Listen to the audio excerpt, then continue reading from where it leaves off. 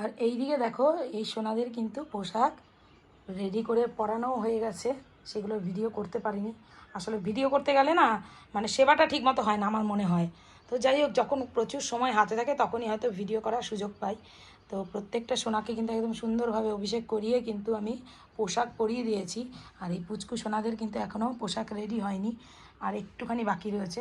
তো ওদেরও এখন পরিয়ে দেবো, ওদেরও অভিষেক হয়ে গেছে। তো এইগুলো কমপ্লিট করতে পেরেছি। এই যে লালাকে দেখো কত সুন্দর লাগছে। আর এখানে ভোগ নিবেদন করা হয়ে গেছে।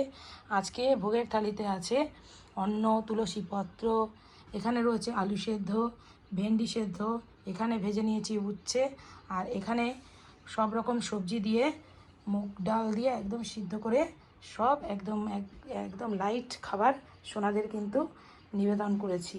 কারণ কালকে রাত্রিবেলা লুচি ভেজে দিয়েছিলাম সোনাদের, যেহেতু তো রিচ খাওয়ার পরই আমার মনে হয় যে লাইট খাওয়াটা দরকার। কারণ ব্যালেন্স করে চলতেই হবে, সে আমরাই হই বা এই বিশ্ব ব্রহ্মাণ্ডের মালিকই হন।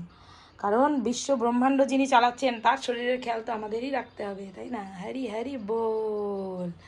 তো এই হচ্ছে আজকের আপডেট।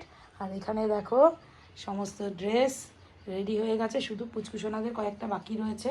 এই হচ্ছে ঘরের অবস্থা। আর এই কোলবালিশ দুটোর কি বলে কভার বানাবো, তো এইগুলো নামিয়ে নিয়েছি মাপ নেওয়ার জন্য।